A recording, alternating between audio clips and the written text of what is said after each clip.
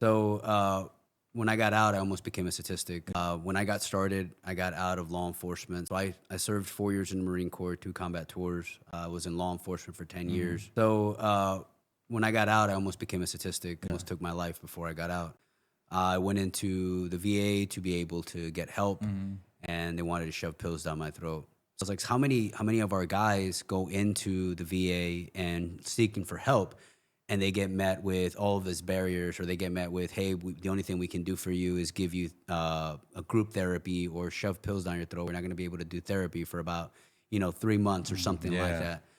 So I was like, man, how many of those guys just turn back around and don't actually go in there? So we started off as a podcast just talking about mental health and talking about like real life situations where these guys are facing every single day.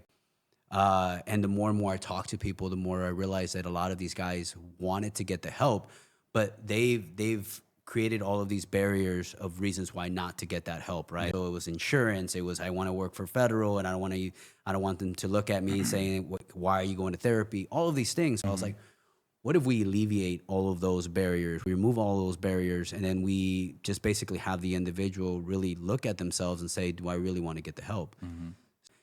So the driving force for me to do this is I always see myself, because I'm still a patient, bro. I still go to therapy. I still try to find different ways of helping myself. I think for us is when we started this is I just wanted to remove all those barriers for the guys and just offer them a space where they can be able to get the help right away. So that's why we started this.